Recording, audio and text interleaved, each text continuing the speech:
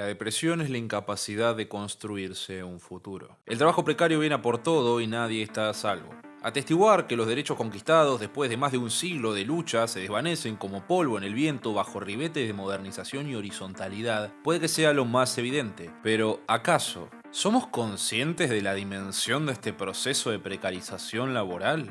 Hace un buen tiempo, varios intelectuales y profesionales de la salud vienen señalando algo terrible. Hay una conexión clara entre el trabajo precario, el futuro y la depresión. Vivir en la incertidumbre es mucho más que no saber qué nos deparará el mañana en cuanto a nuestra economía, sino que también cómo esto afecta a la generación conectiva, a imaginar un futuro en donde no tenga que ser así. Todo mientras que tenemos que poner el cuerpo para que un modelo cada vez más productivo y eficiente que nos pide dar nuestra vida nos termine devolviendo migajas. ¿Es posible combatir la precariedad laboral y construir un futuro más justo y sostenible? Hoy vamos a hablar de la precarización del todo, del trabajo, del futuro, un poco de cyberpunk y, si nos quedan ánimos, sobre una esperanza del mañana.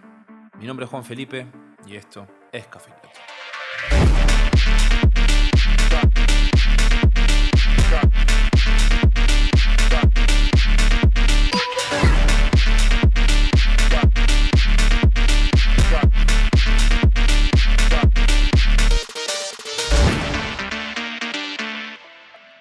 Sin lugar a duda, la precarización laboral es una cuestión central a la hora de problematizar sobre nuestro futuro. No por nada suele ser un tópico frecuente en este canal. Sin embargo, hay uno de sus apéndices que poco a poco viene ganando notoriedad y que, a esta altura, se volvió una discusión inseparable del tema principal. Me refiero a cómo esto impacta en la vida psicológica y en la imaginación de generación conectiva.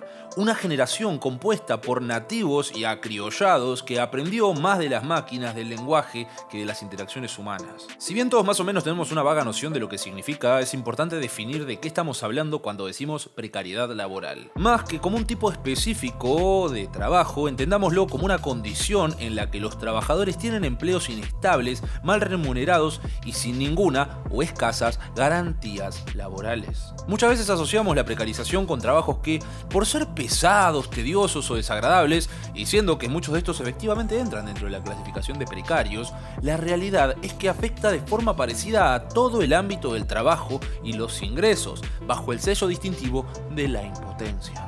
De esto ya hablamos en otro video, pero yendo en este caso en particular, la precariedad es una de las causas de la impotencia social en la que vive la sociedad actual, en la que la vida de la población es saqueada sistemáticamente por quienes detentan las palancas financieras, mientras que la sociedad es incapaz de defenderse. Y esta impotencia no es simplemente falta de poder, porque evidencia histórica sobre la fuerza de transformación de la clase obrera organizada no nos falta, sino que por la erosión del sistema democrático que les impide luchar por crear una autonomía social efectiva. Por ejemplo, ¿qué capacidad tenemos nosotros para decidir cuando el Estado toma una absurda cantidad de deuda, se la timbea esa plata y que después estamos años pagando con ajustes recortando servicios públicos? Lamentablemente es inútil esperar o luchar por el retorno de las democracias si las condiciones sistémicas que las sostenían ya se disolvieron. La sociedad no enfrenta simplemente una derrota política o militar, sino un cambio irreversible. El trabajo precario, la competencia global y la mutación cognitiva de una generación erosionó las bases de la democracia.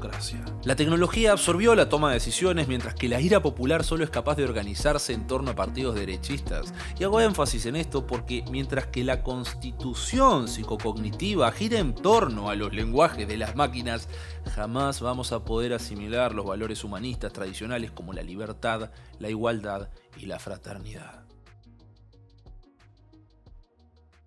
En este capítulo me gustaría profundizar sobre la transformación de la imaginación del futuro en el contexto de la mutación precaria en la sociedad. Mark Fisher, en su realismo capitalista y extendiendo la resonada frase de Frederick Jameson, es más fácil imaginar el fin del mundo que el fin del capitalismo, señalaba la crítica a esta idea muy difundida de que el capitalismo no solo es el único sistema económico viable, sino que incluso es imposible imaginarnos una alternativa viable. Esta imagen se repite una y otra vez en diferentes productos culturales, siendo el cyberpunk uno de mis favoritos. Un género distópico que presenta visiones negativas del futuro y logró ganarse un lugar destacado en la cultura popular. Ejemplos hay muchos, pero hoy voy a tomar uno de los más sobresalientes por ser también uno de mis favoritos.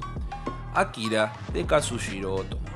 Inspirado por su turbulenta adolescencia durante los años 60 en un Japón atestado de protestas obreras y estudiantiles, consecuencias de una ocupación estadounidense que no terminaba de morir, pero tampoco terminaba de nacer el Japón de nuestros tiempos, Akira nos plantea un escenario desolador.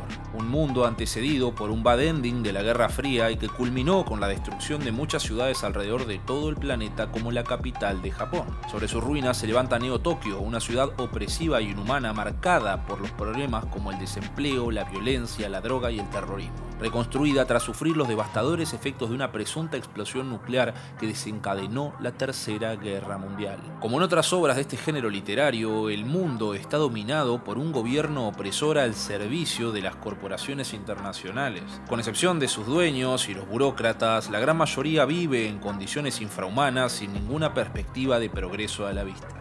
Los protagonistas son Yotaro Kaneda y Tetsuo Shima, dos estudiantes de un colegio reformatorio que reúne a jóvenes delincuentes con la finalidad de formarlos profesionalmente. La cuestión está en que, a diferencia de las escuelas vocacionales convencionales, esta institución se asemeja más a un centro de detención juvenil que a una institución educativa. Lamentablemente para ellos, la pedagogía de esta institución reproduce exactamente las mismas prácticas autoritarias y represivas del exterior, mientras que las proyecciones económicas para los graduados son aún menos alentadoras que la del resto del proletariado neotokiota. Ahora, esto no es una justificación de que Kaneda y Tetsuo se hayan volcado al mundo del AMPA, sino que lo interesante acá es que, y considerando el éxito del manga y su adaptación cinematográfica, muchas veces no se interpreta a la película como una llamada a la acción contra esta precariedad. En cambio, vemos este futuro distópico como algo inevitable. Si bien el manga fue escrito en los 80 y ubica la historia en un 2019 que ya pasó, refleja un profundo pesimismo y una sensación de impotencia entre los jóvenes que se enfrentan a un mundo que pareciera dominado por fuerzas fuera de su control. Salvo algunos símbolos de resistencia como Kei o Ryu, que conforman organizaciones con aspiraciones revolucionarias contra el gobierno, el resto de los personajes parece haber caído en una especie de desesperación silenciosa, ya que la película presenta un mundo en el que la paz y la felicidad son inalcanzables. En lugar de inspirar a los jóvenes a rebelarse contra su situación, la crítica de la película parece sugerir que en este nuevo mundo, bajo un sostenido crecimiento de la precariedad, solo sobrevive el más fuerte y que la competencia despiadada es la única forma de prosperar. Cuando hablo de imaginario me refiero a que en la vida real esta mentalidad competitiva se traduce en que todos son competidores, incluso en las relaciones personales. El concepto de competencia en todos los ámbitos invadió la vida cotidiana y la idea de que el éxito se logra a expensas de otros se volvió omnipresente. Pero esto siempre fue así.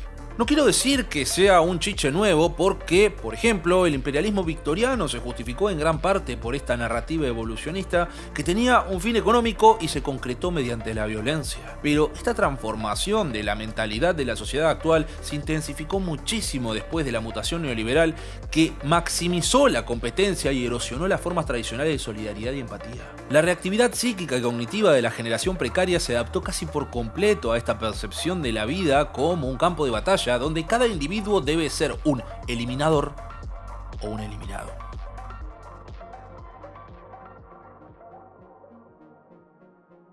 A pesar de que el neoliberalismo dice promover la individualidad, tuvo un impacto negativo en la libertad individual en la vida laboral y social y paso a explicar por qué. En el neoliberalismo, la competencia y la conformidad van de la mano y las personas se ven como piezas que deben encajar perfectamente en un sistema económico rentable. En la era actual, la producción se basa en la interconexión digital constante de diversas actividades, lo que significa que las relaciones ya no se basan en elecciones personales, sino en conexiones digitales que determinan cómo trabajamos y cómo vivimos. Es en esta especie de sentimiento de libertad y tristeza en donde se ubica la soledad moderna, que es ansiosa y llena de gente, pero carente de conexiones significativas. En esta sociedad, las personas se ven principalmente como competidores económicos y el amor genuino se volvió algo bastante raro. La digitalización trae consigo la falta de autoconciencia. Esta maraña de tristeza, temor y ansiedad que se venía acumulando durante décadas anteriores en el tejido de la sociedad se convirtieron en fanatismo, hostilidad y una excesiva preocupación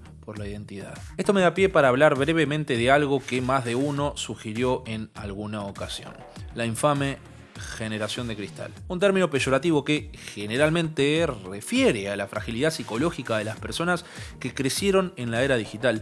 Y si bien suele ser utilizado por personas que se les salta la chaveta cuando escuchan un pronombre neutro, que para mí eso es bastante cristalito, es en gran parte verdad que la salud mental de los jóvenes está atravesando un momento crítico. Quien no se sienta abrumado por la ansiedad y la depresión, tire la primera piedra. En este escenario, reaccionar negativamente ante ideas o eventos que no encajan con nuestra visión del mundo, más que nada cuando es moldeada por la publicidad y los medios de comunicación, es algo completamente previsible. Si consideramos que el factor común de esta generación es su relación con las redes sociales y, a su vez, pensamos a las plataformas como dispositivos de realidad virtual que se utilizan como una forma de escapar de la realidad, vamos a poder empezar a aclarar todavía más este asunto. Las personas buscan crear un entorno virtual que el exterior les priva, donde se sientan conectadas y seguras. Esto que estoy diciendo no debería ser novedad para nadie.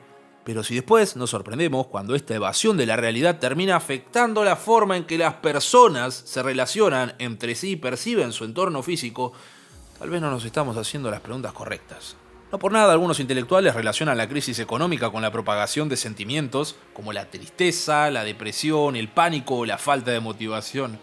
La crisis en la nueva economía se debió en parte a una pérdida de entusiasmo que antes existía en los años 90. Y esto no solo llevó a que la inversión disminuyera, sino que también a que la gente comprara menos. Por lo general, la infelicidad puede hacer que la gente compre cosas para sentirse mejor, pero solo hasta cierto punto. Cuando la gente sufre demasiado, termina perdiendo el interés en comprar cosas. Por eso se desarrollan estrategias para manejar esta situación. Los líderes del mundo no quieren que la gente sea feliz, ya que una sociedad feliz no se enfocaría tanto en trabajar duro o en comprar en exceso. Lo que se busca es hacer que la infelicidad sea más o menos manejable y tolerable para evitar situaciones extremas y fomentar el consumo. Acá podemos volver a retomar la cuestión del cyberpunk, una respuesta opuesta a la positividad con la que convenientemente muchos vendehumos nos quieren pintar el futuro. Este género es una manera de mirar el lado oscuro de la era postindustrial. No nos habla de un mundo feliz después de un apocalipsis, sino de un mundo donde el rápido desarrollo de las tecnologías virtuales, como este mismísimo momento, estaba teniendo consecuencias preocupantes en nuestra nueva realidad tecnológica y de comunicación. El cyberpunk nos lleva a luchar y vivir aventuras en nuestra mente, especialmente en un lugar llamado ciberespacio, donde se mezclan nuestros pensamientos y las cosas que hacemos en las computadoras. Esto tiene que ver con los cambios en la forma en que usamos la tecnología y cómo afecta a nuestra mente y cuerpo. Pero estos enfoques no piensan mucho en cuestiones como lo que está bien o lo que está mal, políticas o cómo se ve. El cyberpunk es más como una señal de advertencia de que algo está cambiando, no tanto en una crítica. En este sentido, el cyberpunk muestra el mundo de las tecnologías de simulación de una manera desilusionada y sorprendente, y se conecta con cómo la literatura siente y se relaciona con el mundo digital. La posibilidad de trabajar durante unos meses, tomándote un tiempo libre y después volver al trabajo hace tal vez medio siglo atrás era algo común. En un contexto de casi pleno empleo y una cultura no competitiva y no consumista, este estilo de vida era viable y beneficioso tanto para el bienestar físico como mental. Lamentablemente, la ofensiva neoliberal de los años 80 tuvo como objetivo revertir estas dinámicas. La desregulación y la flexibilización del trabajo representaron una inversión de la autonomía laboral. Y recuerden esto porque es clave para comprender este cambio y abordar los desafíos contemporáneos en un mundo caracterizado por la completa flexibilidad laboral y la crisis del neoliberalismo. Esto, sumado a la informatización de la maquinaria y la inmaterialización de la producción, jugaron un papel crucial en la flexibilización del trabajo en las últimas décadas. Las nuevas tecnologías electrónicas y la informatización de la producción fueron los espejitos de colores que permitieron la creación de una red global de producción de información desvinculada de ubicaciones geográficas específicas y despersonalizadas. Esta red se volvió el sujeto principal del proceso laboral, fragmentando a los trabajadores en fragmentos temporales sometidos al proceso de valorización global. La autonomía que los trabajadores industriales habían ganado al rechazar sus roles en las fábricas se terminó viendo amenazada por la inversión en tecnología que redujeron la necesidad de mano de obra. Una vez más, las máquinas no llegaron para emancipar a los hombres, sino que para someterlos. Ahora, sé que este panorama puede parecer desalentador para la acción política porque no parece que la política tenga el poder de cambiar el curso de los acontecimientos. Lo cual es en parte cierto, pero en lugar de confiar en la política, es todavía más necesario abordar nuestro presente como una aceleración dolorosa que solo puede mejorarse mediante la sensibilidad y una nueva comprensión de nuestras relaciones con el mundo y con los demás. Hace poco me topé con el concepto de espasmo caósmico de Félix Guattari, que describe una condición de sufrimiento y caos mental que solo puede resolverse mediante la creación de una nueva condición social y una relación transformada entre el individuo, el mundo y la comunidad. Justamente es la liberación de la condición capitalista y la esclavitud laboral precaria, junto con la competencia generalizada, las que podrían allanar el camino hacia un horizonte más esperanzador y una acción colectiva renovada. Porque como ya repetí en otras ocasiones, la emergencia de los nacionalismos y el racismo en muchas partes del mundo no solo no son la salida, pero sí son una alarma que nos avisa de la necesidad de abordar esta situación de espasmo de una forma integral y mediante la acción colectiva en busca de una transformación profunda y significativa. Me gustaría creer que el panorama que acabamos de describir en este análisis es alarmante y debería introducirnos en una profunda reflexión sobre el futuro de la sociedad. La aposta es que la precarización laboral que afecta indistintamente a trabajadores con empleos inestables y mal remunerados está despojando a las personas de su capacidad para vivir vidas plenas y autónomas. La impotencia que surge de esta precariedad laboral es un síntoma de una sociedad en la que las élites financieras saquean sistemáticamente las vidas de la población mientras la democracia se desmorona poco a poco. La erosión del sistema democrático y la pérdida de capacidad de la sociedad para tomar decisiones significativas se vuelven todavía más evidentes en la toma de decisiones políticas. Y la transformación del imaginario social es igualmente alarmante. La incapacidad para imaginar alternativas viables al capitalismo, junto con la aceptación pasiva de un futuro distópico cyberpunk, nos plantea interrogantes sobre la capacidad de la sociedad para movilizarse contra la precariedad. En lugar de inspirar la acción, estas visiones distópicas a menudo se aceptan como inevitables, y eso es muy desalentador. Muy.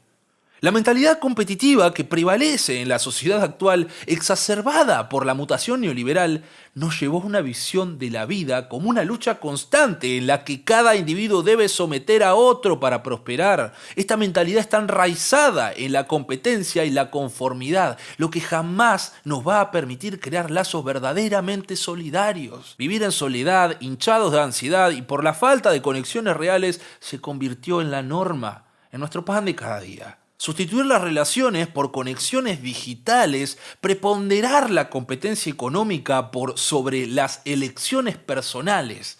Esta transformación nos llevó a la pérdida de autoconciencia y lo único que nos da a cambio son sentimientos de tristeza, ansiedad y depresión. Y cuando nos quejamos, nos llaman generación de cristal. En fin.